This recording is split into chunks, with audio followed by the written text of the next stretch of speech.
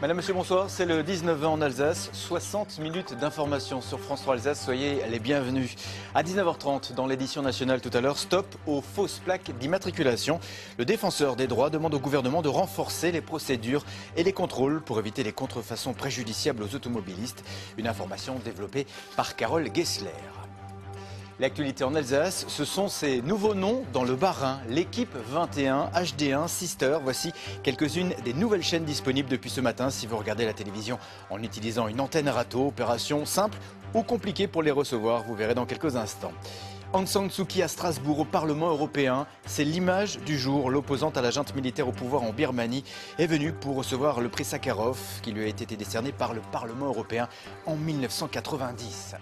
Enfin, 5e édition de la Biennale du Verre dans plusieurs communes d'Alsace. Se déroule en ce moment cette 5e édition et de nombreux artistes exposent leurs œuvres. Vous découvrirez par exemple les sculptures de William Velasquez, un artiste colombien installé en France depuis 25 ans. On vous en parle depuis plusieurs jours. Elles sont enfin chez vous depuis ce matin, les 6 nouvelles chaînes gratuites de la TNT. Pour les regarder, tout de même plusieurs conditions. Habiter dans le Bas-Rhin et dans certains foyers, savoir jouer du décodeur. On fait le point avec Marc Schmitt et Didier Walter. Pas de signal. Voilà, c'est comme ça depuis ce matin. Voilà. Panique sur le réseau hertzien. Les nouvelles chaînes sont arrivées sur les téléviseurs équipés d'un décodeur HD, mais d'autres ont disparu. Pour les retrouver, une recherche automatique doit être lancée depuis l'écran. Encore faut-il la maîtriser. Il faut entrer dans le menu et puis après il faut chercher l'application et puis recherche automatique. Mais je ne suis pas arrivée jusqu'à la recherche automatique.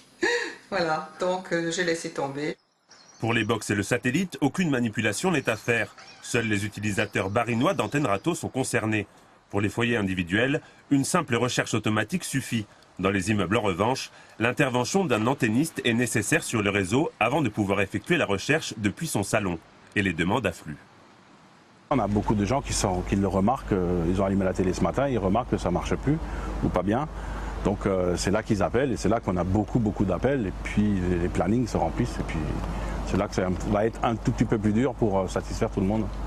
Certains devront donc prendre leur mal en patience. Cet hôtel strasbourgeois a été prévoyant. L'antenniste est passé ce matin et 10 personnes sont mobilisées pour installer les chaînes dans chaque chambre. C'est obligatoire pour justement que nos clients puissent avoir leur chaîne de télévision et puissent justement regarder une des 75 chaînes de télévision de leur choix. Devant l'affluence, certains antennistes privilégient les installations collectives. En cas de difficulté de recherche automatique, mieux vaut donc demander de l'aide à ses voisins ou composer le 0970 818 818. Dans l'actualité également aujourd'hui, mobilisation dans toute la France des agriculteurs contre l'écotaxe. Cette taxe qui sera appliquée dès le 1er janvier à tous les poids lourds de plus de 3,5 tonnes. Les jeunes agriculteurs et le syndicat FDSEA ont dénoncé cet après-midi au comptoir agricole de Vendenheim cette taxe, estimant tout simplement qu'elle va se répercuter sur leur prix de vente. Elina Veil, Claude Lepiouf.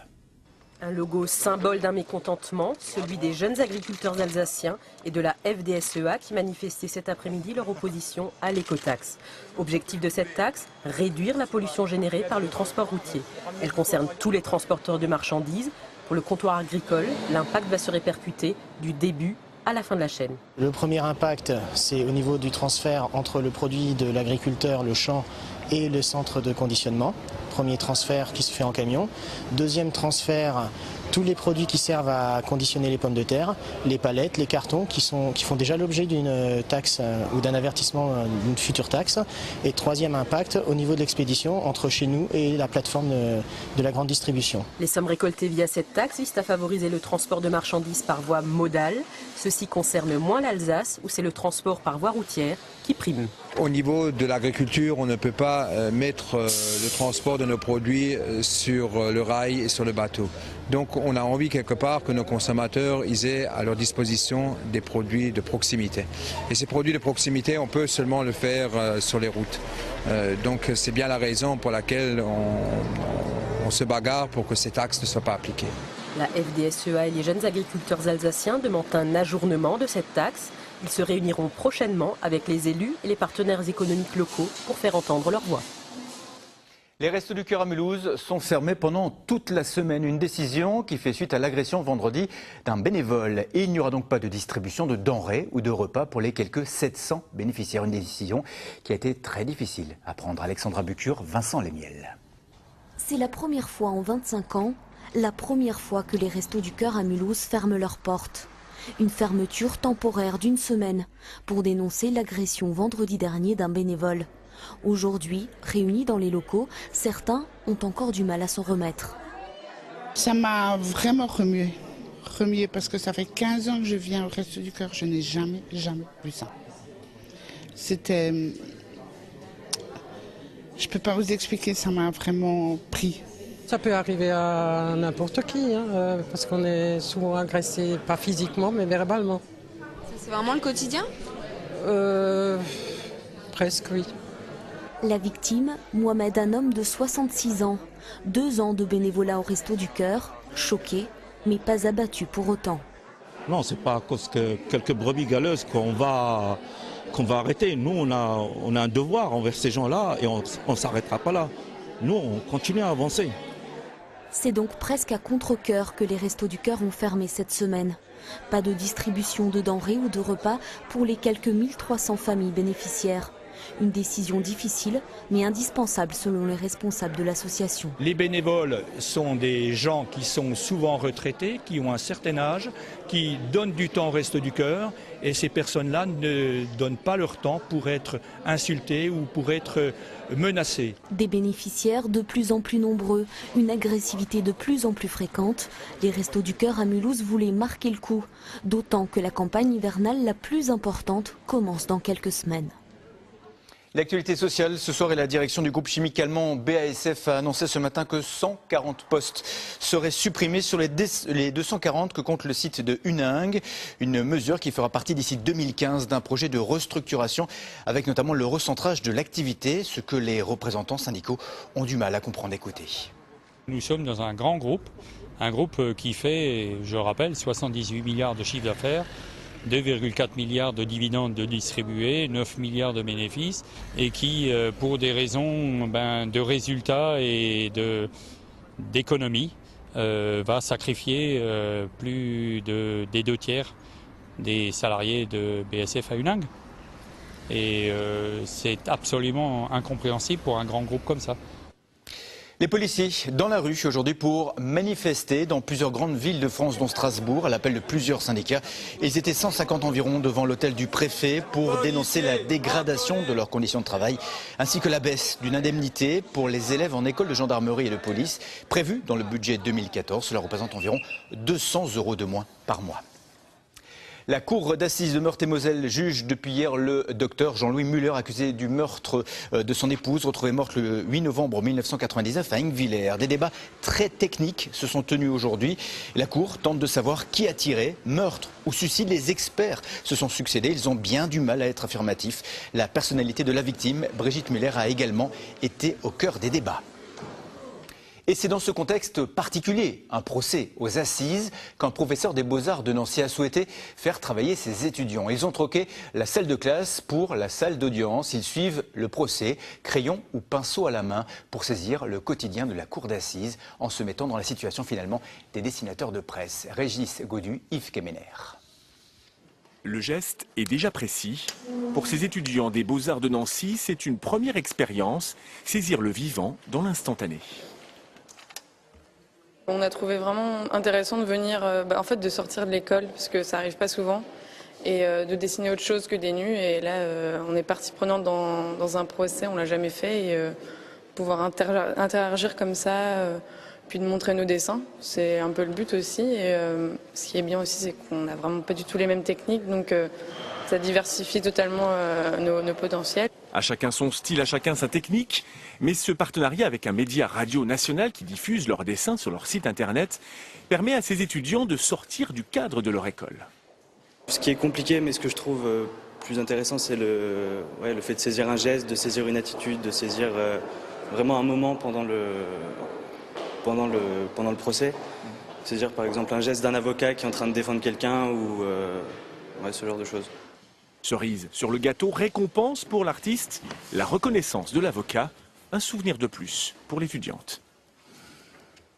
Aung San Suu Kyi est à Strasbourg. L'emblématique opposante à la junte militaire au pouvoir en Birmanie est venue aujourd'hui pour récupérer son prix Sakharov. La dame de Rangoon, placée pendant des années en résidence surveillée dans son pays, aura dû attendre 23 ans pour vivre ce moment fort au Parlement européen. Christine Boss.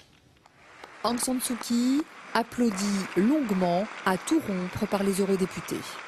Il aura fallu 23 ans à l'opposante birmane pour recevoir personnellement le prix Sakharov que le Parlement européen lui avait décerné en 1990. Figure de l'opposition pacifiste à la dictature militaire de son pays, elle prône la réconciliation. Le principal objectif de notre mouvement démocratique est de nous amener à la réconciliation nationale, ce qui signifie réconcilier les militaires et la population civile qui aspire à la démocratie.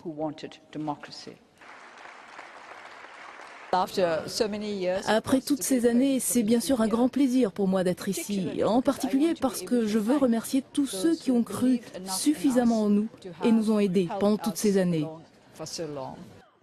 Après avoir remporté les élections en 1990, la dame de Rangoon sera assignée à résidence pendant 15 longues années par la junte militaire au pouvoir. Libre de ses mouvements depuis seulement 3 ans, elle est élue députée en 2012 et ne regrette rien. J'ai fait un choix, je l'ai fait en connaissance de cause. Je n'ai jamais dit que c'était une épreuve ou un sacrifice, mais bien un choix personnel. Pour Aung San Suu Kyi, âgée de 68 ans, l'aboutissement de son combat et l'élection présidentielle de 2015 reste un obstacle, la Constitution. Actuellement, on ne peut pas être candidat à la présidentielle si on n'a pas fait son service dans l'armée. Donc ça veut dire que ça exclut d'emblée les femmes. Aung San Suu Kyi, elle, ne peut pas non plus parce qu'elle a épousé un étranger, qu'elle a des enfants qui n'ont pas la nationalité birmane. L'infatigable opposante a demandé aux Européens de faire pression sur la Birmanie pour qu'elle modifie la Constitution. Francis Rol-Tanguy n'est plus en charge de la fermeture de la centrale nucléaire de Fessenheim. Il vient d'être nommé directeur de cabinet de Philippe Martin, le ministre de l'écologie, une nouvelle qui sera officielle dès demain. Son adjoint, Michael Hoyer, inspecteur des finances, va assurer l'intérim. Francis Rol-Tanguy qui sera demain en Alsace à la préfecture de Colmar pour rencontrer les associations antinucléaires. Nous allons voyager à présent dans ce journal, direction l'Afrique équatoriale au sud de l'Éthiopie, pas très loin de la frontière avec le Soudan et le Kenya. Et pour nous emmener à la rencontre de ces peuples, l'un des 2 réalisateurs alsaciens d'un documentaire qui est notre invité. Mohamed Ilmaz, bonsoir. Bonsoir. Merci d'être là. Alors ce documentaire qui va être diffusé dans plusieurs salles de cinéma en Alsace s'intitule « Au bout du monde ». Est-ce que c'est vraiment le bout du monde? C'est vraiment le bout du monde. J'ai déjà fait beaucoup de voyages dans ma vie, j'ai eu la chance de voyager beaucoup. Je pensais avoir vu des choses extraordinaires, mais là, on était vraiment au bout du monde. On a vu des peuples qui vivent comme il y a 5000 ans, même après Jésus, après les religions. Enfin, c'est loin. Ils vivent entièrement et complètement de la nature, avec la terre et les bêtes.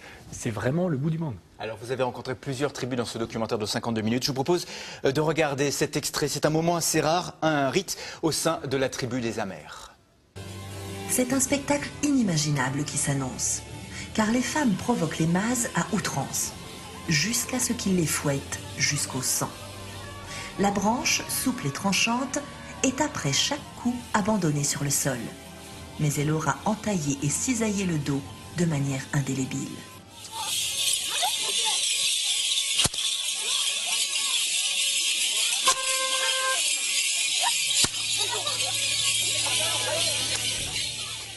C'est douloureux pour elle, c'est aussi choquant pour nous de voir de tels rites. C'est sûr que dire ici on fouette les femmes chez les Hamers, c'est incompréhensible. Mais là-bas, ça fait partie de leur rite, ça fait des siècles qui font ça. Et pour eux, c'est normal. Et les femmes veulent ça. C'est les femmes qui demandent à être fouettées. C'est un signe de courage et de force pour elles. Alors vous étiez avec Philippe Frey, ethnologue, aventurier, pour vous accompagner. Vous étiez dans une zone parfois un petit peu compliquée, en zone de conflit entre différentes tribus, souvent des personnes armées. C'est peut-être d'ailleurs, vous parliez tout à l'heure de 5000 ans pour certaines tribus, c'est peut-être d'ailleurs le seul lien avec le monde aujourd'hui, ce sont les armes et la Kalachnikov. Malheureusement, c'est vrai que c'est choquant parce qu'ils vivent comme il y a 5000 ans, leurs maisons sont en bois, leurs vêtements sont en peau de bête. mais la seule chose moderne qu'on voit, c'est des armes. Et en fait, il y a des rites, il y a des vols de bêtes, de femmes, qui sont des rites aussi ancestraux, qui sont restés, qu'ils essayent aujourd'hui d'arrêter, mais voilà, pour se défendre, c'est les Kalachnikovs qu'ils utilisent. Donc, Au bout du monde, c'est un premier volet d'une longue série, puisque après l'Éthiopie, vous allez aller où ? Après l'Éthiopie, on est déjà allé au Tchad et on est en train de faire le montage de ce film. Donc on a suivi une caravane de sel, on a suivi les Toubous au Tchad. 2 semaines en plein milieu du désert à marcher toute la journée et à voir des conditions très très très rudes dans lesquelles vivent ces gens. Et nous, quand on y était, c'était 40 degrés à l'ombre, mais eux, ils font cette caravane à 60 degrés à l'ombre également. Est-ce que ça vous a changé, vous, profondément ? Oui, je ne suis plus le même homme. Les gens qui me voient, je suis le même, mais au fond de moi, j'ai changé. Je pense que Philippe, ça ne l'a pas changé, parce qu'il a fait des choses encore plus extraordinaires. Traverser le Sahara notamment. Voilà, tout seul. Donc, mais pour moi, c'est sûr que c'est une expérience qui... On ne voit plus le monde, et en tout cas le monde dans lequel on vit ici, de la même manière. Quand il pleut, moi je suis heureux. Je peux pas changer le temps. On ne peut pas changer le temps. Donc autant être heureux qu'il pleuve, ou qu'il fasse beau, ou qu'il neige. Question de philosophie. Merci en tout cas d'avoir été avec nous. Donc diffusion au Trèfle le 6 novembre, à l'Odyssée également à Strasbourg. Puis une grande exposition photo également place Broglie. Merci d'avoir été notre invité ce soir. À présent, prenons la direction de la Biennale du Verre, 5e édition, et un hommage appuyé à la grande tradition verrière de la région. À Strasbourg d'ailleurs, comme dans d'autres villes de la région, de nombreux artistes exposent leurs œuvres. Je vous propose de découvrir les œuvres de William Velasquez, un artiste colombien installé en France depuis 25 ans. Sylvie Malal et Daniel Gerner. Sous le barrage Vauban, les passants s'attardent parfois, attirés par quelques fragments de verre. Les multiples facettes d'une expo qui joue sur la transparence, s'appelait ou pas. Je suis pas un fan de l'art moderne. C'est pas trop mon truc, non. Moi, c'est plutôt l'acier. Je suis dans l'acier. Je trouve ça très intéressant d'avoir mis ça à cet endroit-là. C'est vraiment bien. Le verre aussi précieux que du diamant, sauf que là, ce sont des déchets récupérés un peu partout en Europe et même en Chine. C'est des restes d'usine qu'ils n'utilisent plus et donc on nous les vend. Pour eux, ça part à la déchetterie ou au recyclage. Pour William Velasquez, tout commence par un dessin. C'est là que les idées prennent forme. Ensuite, elles mûrissent au four. La pâte de verre cuit 1 semaine ou même 1 mois avant d'être démoulée. C'est comme ça que naît une œuvre d'art. Des formes géométriques, toutes simples. C'est sa façon de s'exprimer depuis 2005, l'année où son père est décédé en Colombie. Pour lui, ce fut un tournant. Il a retrouvé sa famille, retrouvé ses racines. Ça a été un choc en fait pour moi parce que je me disais, mon père, je l'ai pas, cette période-là, à peu près 18 ans, j'ai pas vécu vraiment avec lui et j'ai pas profité de lui. Alors, l'artiste s'est recentré sur l'essentiel. Fini les fioritures, les histoires qu'il raconte sont celles d'un retour aux sources, le carré et le cercle. Les carrés, c'est la terre, les 4 éléments, les 4 points cardinaux, les 4 saisons. Et la sphère, c'est Dieu, c'est les divins, c'est la perfection céleste. Et donc quand on trouve cette sphère à l'intérieur de la Terre, donc voilà, ça a une signification grande. La totalité, c'est le nom que porte cette installation qui a trouvé son écrin dans la chapelle de la clinique Sainte-Barbe. Ce n'est pas un hasard pour un artiste toujours en quête de spiritualité. Vous êtes bien sur France 3 Alsace, ne bougez pas, à suivre vos éditions départementales. Dans le Haut-Rhin, France 3, Haute-Alsace. Et la petite balle blanche va aller très vite. Il s'appelle Célian Besnier, c'est un Mulhousien, il a 8 ans. Il a été sélectionné par la Fédération française de tennis de table pour son potentiel de champion. Une graine de champion en tout cas à découvrir dans quelques instants. Et puis nous irons sur la route 67 et nous nous arrêterons ce soir à Dorlisheim. C'est la saison des pommes, des citrouilles et des bruyères. Une période de pleine activité pour le producteur que nous allons découvrir. Il s'appelle Pierre Morer, agriculteur, 7 jours sur 7, hyperactif et surdoué en affaires, paraît-il. Tout cela, c'est à suivre juste après la météo.